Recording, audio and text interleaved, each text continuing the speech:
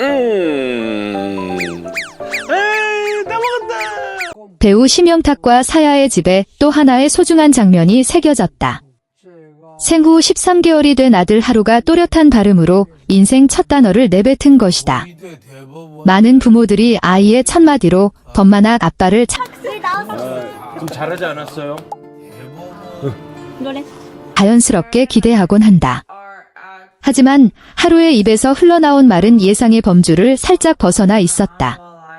그 한마디는 단순한 호칭이 아니라 감정이 담긴 표현이었다. 그 순간은 성장 과정의 만두 아닙니까? 하루도 이제 한 페이지를 넘어 이 가족이 어떤 분위기 속에서 하루를 키워왔는지를 보여주는 상징처럼 느껴졌다. 당시 상황은 평범한 일상 속에서 벌어졌다. 특별한 촬영도 준비된 이벤트도 아니었다.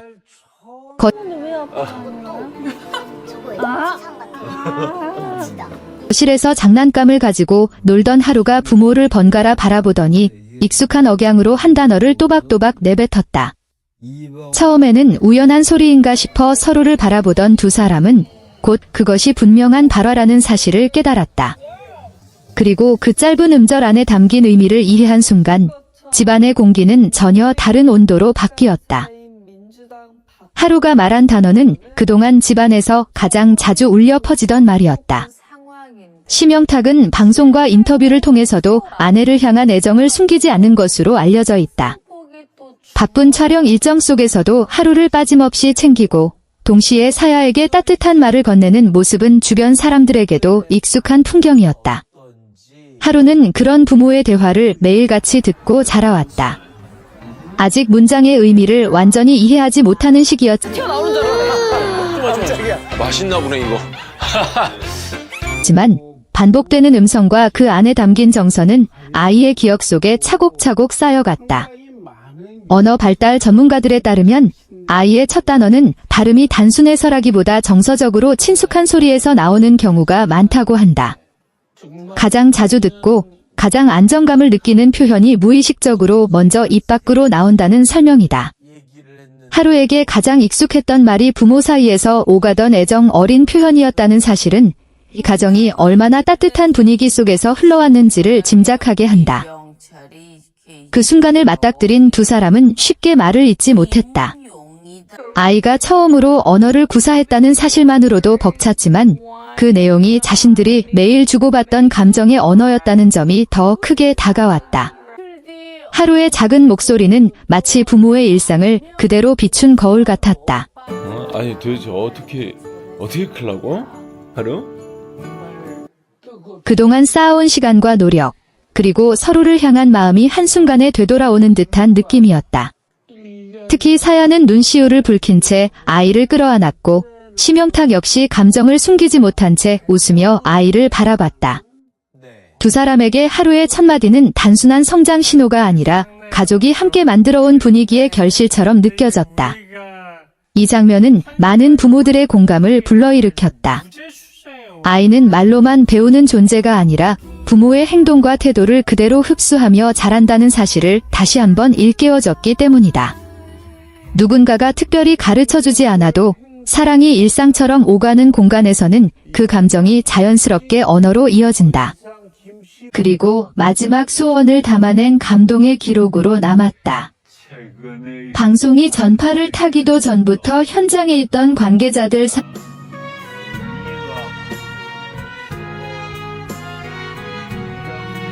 딱 일어나시더니 야야야야 그때가 아버님께는 현역가왕 3결승전을 앞두고 공개된 빈에서의 무대는 단순한 경연을 넘어 한 가족의 오랜 시간과 약속. 날 무대가 더욱 특별했던 이유는 단지 실력 너무 유명한 곡이잖아요. 네, 데뷔곡이죠, 뭐.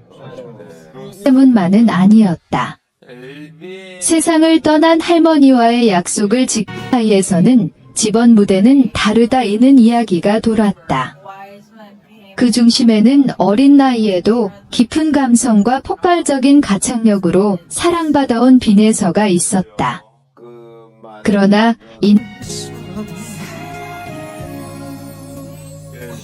손녀의 첫 노래를 가장 가까이에서 들어준 사람이었다. 작은 거실에서 흘러나오던 트로트 선율, 텔레비전 속 가수들을 따라키기 위해 선 무대였기 때문이다. 빈에서는 어린 시절부터 할머니의 손에서 자라다시피 했다. 부모님이 바쁜 시간을 보내는 동안 할머니는 빈에서의 가슴에 깊이 새겨졌다. 하지만 시간이 흐르며 할머니의 건강은 점점 나빠졌고 결국 손녀가 결승 무대에 서는 모습을 보지 못한 채 세상을 떠났다. 하던 어린 손녀의 목소리에 가장 먼저 박수를 쳐준 이도 할머니였다.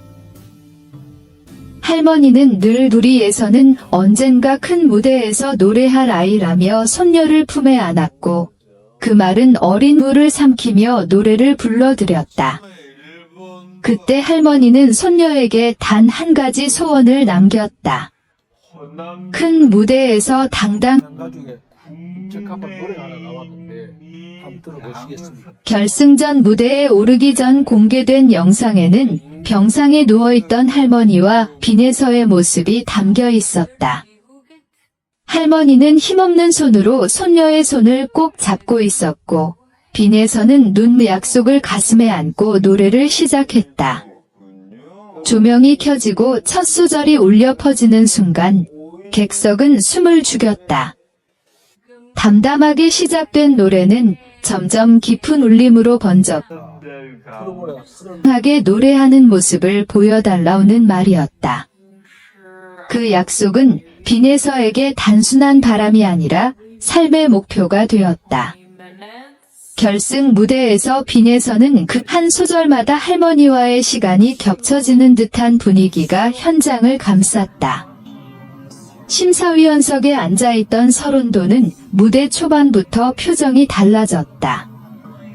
평소 냉철한 평가로 빈에서의 눈에는 이미 눈물이 맺혀 있었다. 그러나 그는 끝까지 흔들리지 않는 음정과 진심 어린 표현으로 곡을 이끌어갔다. 노래 한 소절, 주머니에서 손수건을 꺼내 눈가를 훔쳤다. 오랜 세월 수많은 가수를 지켜본 대선배조차도 어린 후배의 진심 앞에서는 감정을 숨기지 못했다. 주현미 역시 유명한 그는 이날만큼은 연신 고개를 끄덕이며 무대를 바라보았다. 결국 후반부에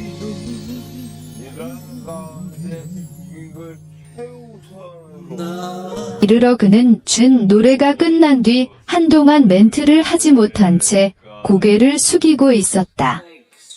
푼 숨을 내쉬며 눈시울을 붉혔고 다른 심사위원들 또한 쉽게 말을 잇지 못하는 모습이었다.